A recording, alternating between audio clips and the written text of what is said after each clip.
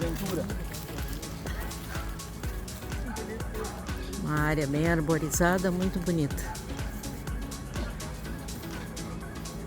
Olha a figueira. Lindíssima. Então, meus queridos, uma boa tarde a todos. Boa tarde. Sejam bem-vindos, então, ao Circuito Histórico Cultural. Eu sou o professor Carlos Albani, sou um dos historiadores da Secretaria de Cultura, né, da Prefeitura de Gravataí, acompanhado hoje aqui também por essa moça bonita, por favor. Boa tarde a todos, seja bem-vindo ao nosso casarão aqui de Minas, aí, nosso Circuito Histórico. Sou a Adriele, sou colega aqui do Albani, então a gente faz esse circuito, né, esse projeto aqui da nossa secretaria. Então hoje a gente inicia aqui, depois vamos para o centro também. Isso. Então, é sempre legal assim nesse primeiro momento, né? Para vocês entenderem, o circuito nada mais é do que uma aula de história na rua, né? E visitando, conhecendo alguns espaços culturais e históricos da nossa cidade. E hoje, né, nesse evento muito bacana, né? Tá aí a Luísa, cadê ela? Perdi ela. Luísa está ali. Tranquilo. Mas era só para parabenizar, né, a Luísa, o Seixas e todos os organizadores do primeiro encontro de Kombi, motorhomes, né? Então foi muito legal quando, nessa grande parceria, né, a Secretaria de Cultura se colocou à disposição e ao mesmo tempo também foi convidada a contribuir, né? E o Circuito Histórico foi uma dessas ações, né, para enriquecer então a programação do evento. Muito bem. Antes de a gente falar aqui do local que a gente está, né, do Casarão dos Pina, a gente vai entrar, né, no casarão, vai conhecer o interior dele, as exposições. A Adriele vai detalhar mais para você sobre isso, mas é legal a gente fazer uma breve síntese introdutória sobre Gravataí, né? Então, o município de Gravataí, ele é um dos povoados mais antigos do Rio Grande do Sul. Isso é uma coisa que às vezes a gurizada de escola não sabe, né? Naturalmente, porque são pitocos, né? Mas até no dia a dia a gente não lembra disso. A gente sempre pensa muito na Gravataí vibrante economicamente de hoje em dia, né? Uma cidade que nas últimas décadas, e em particular nos últimos anos, se expandiu muito economicamente com as indústrias, com a GM, mas ela tem um passado histórico profundo, a cidade de Gravataí, né? Porque ela vai surgir no século XVIII, né? Com o nome de Aldeia de Nossa Senhora dos Anjos, né? Ou, de forma mais simplificada, Aldeia dos Anjos. Então, né, Gravataí tem como referência, inclusive no brasão, né, da prefeitura, que também aparece nos uniformes escolares, né? A gente tem duas datas, 2 anos ali, que são super importantes para entender as origens de Gravataí, que é o ano de 1763, que é considerado então um ano de fundação desse povoado, que tinha o nome de Aldeia dos Anjos, né? E quem é que funda esse povoado? Principalmente os indígenas Guarani, aonde então os açorianos deitaram raízes. Então, a Aldeia dos Anjos tem esses dois pés, indígena e depois, né, ou paralelo ali ainda no século XVIII com colonizadores açorianos. Mas então o nosso município é um dos 5, 6 municípios ou povoados, né, se a gente for ser bem rigoroso na nomenclatura, um dos 5, 6 povoados mais antigos do Rio Grande do Sul. Porque é nessa mesma época do século XVIII que vai estar surgindo Viamão, Santo Antônio da Patrulha, Porto Alegre, Rio Pardo, Triunfo, todo nesse bolo ali do meados do século XVIII, né? E se a gente pega as datas oficiais, essa fundação de 1763 da Aldeia dos Anjos é 9 anos antes de Porto Alegre. Mas, como eu dizia, né, nos símbolos oficiais de Gravataí tem outra data junto do brasão, que é o ano de 1880. E essa data é importante, né, porque daí é quando deixa de ser a Aldeia dos Anjos para virar o município de Gravataí. André, acho que agora a gente pode falar do casarão propriamente dito, né? Pois não. Alguém já viu onde é que tá a data do casarão? 1880. Olha aí, Olha aí, galera. o pessoal já tava aqui, né? Esperto já. Então, esse casarão foi erguido, né, em 1822. Aonde está a aldeia? Essa fazenda aqui, o proprietário era Alencastro. Essa fazenda ia mais ou menos até as terras de Glorinha. Quem é da Gravataí sabe se eu localizava isso lá.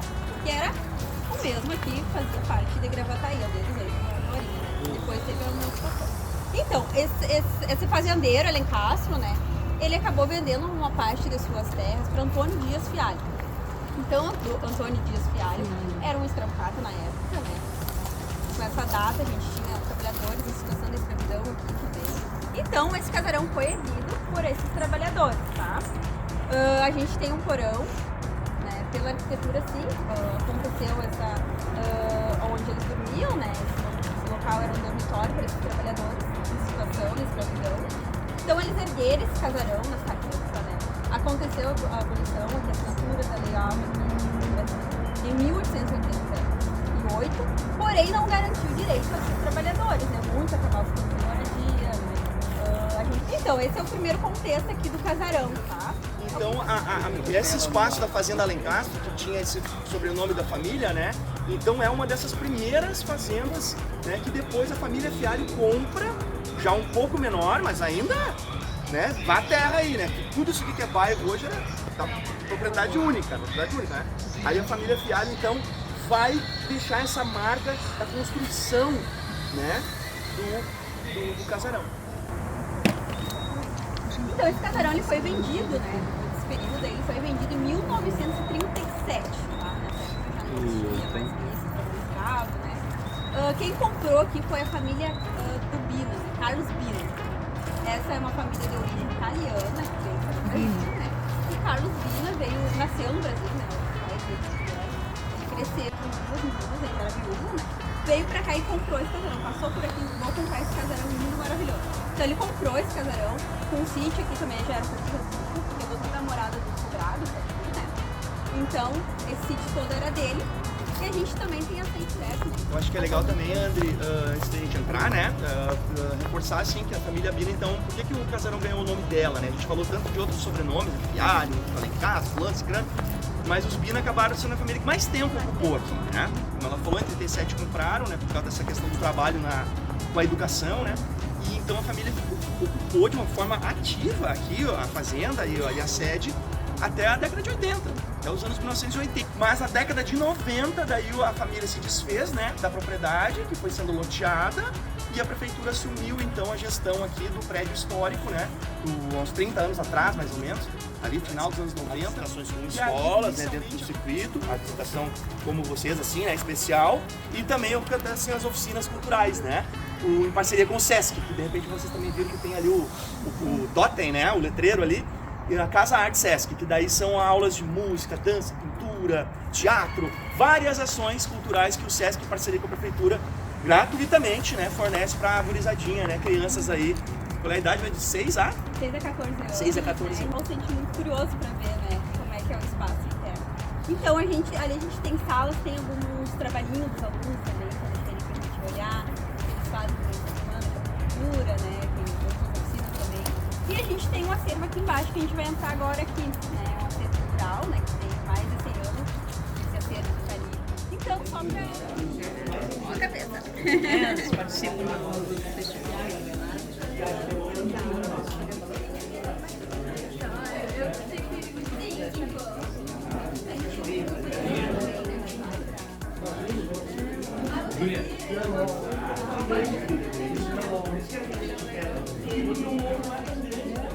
Aí em casa tem uma pedra dessa.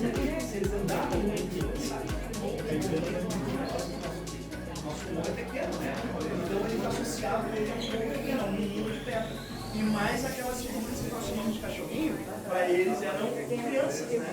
De guarda, que a gente coloca algumas das peças quando a gente vai limpar, vai arrumar. Isso. Depois a gente vai continuar. Só para vocês conhecerem primeiro aqui o espaço do porão.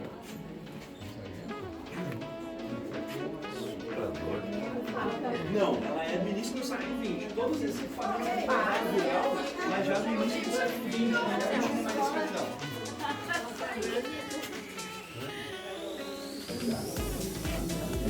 Olha, no Barro Vermelho tem muitos sítios de fazendas lá, né? O próprio Quilombo é uma grande, cultural. Então, de repente,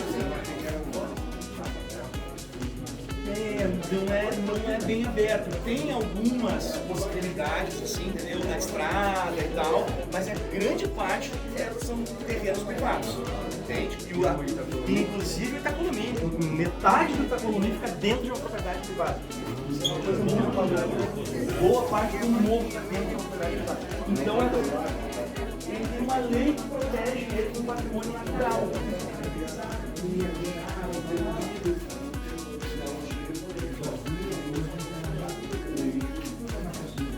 Gente, conforme vocês derem o vídeo completo, Tem o caderno.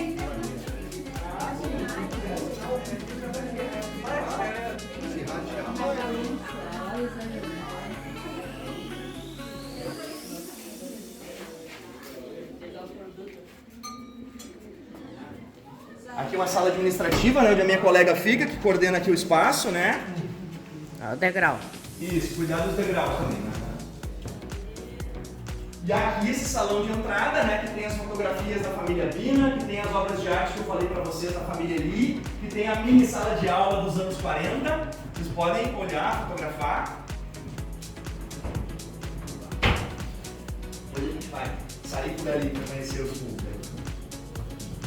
Esses são livros do acervo do Sesc, né? Esses livros são de troca-troca. Né? Eles são um projeto bem legal que os estudantes instalaram esse ano, que o pessoal traz um livro e leva outro, né? Um troca-troca. Como tem lá no quiosque também, que nós vamos conhecer o quiosque daqui a pouco, tem um projeto parecido. E aqui alguns registros da família Bina, né? São reproduções que a gente ganhou do neto do Carlos Bina, do seu Breno.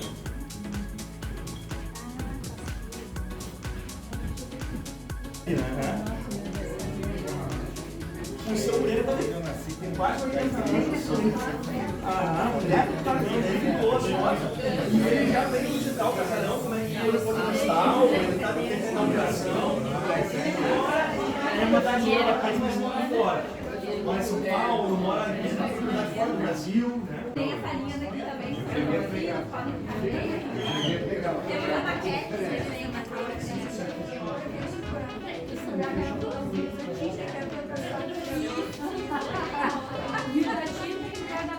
Era em uma? Pode passar com você se quiser para conhecer.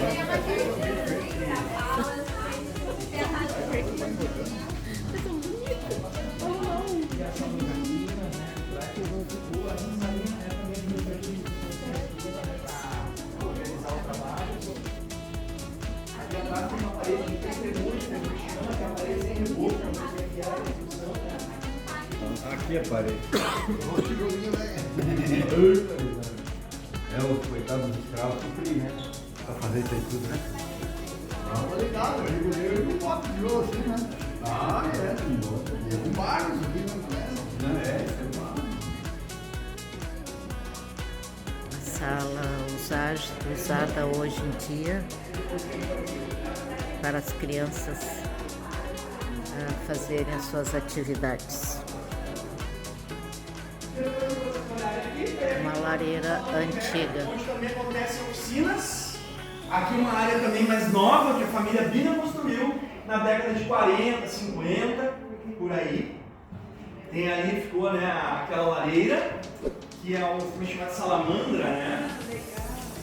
A gente pretende restaurar essa lareira, né, revitalizar ela, mas ficou, né, da família Bina. Isso era usado por eles como aquecedor aqui, né, do espaço.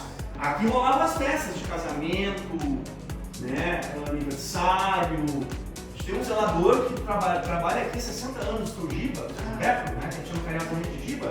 Ele estava por aqui uma vez conversando comigo. E ele seguiu aqui, trabalhando com o zelador da família Bina. E depois ficou quando a prefeitura assumiu. Um pátio externo aqui da casa.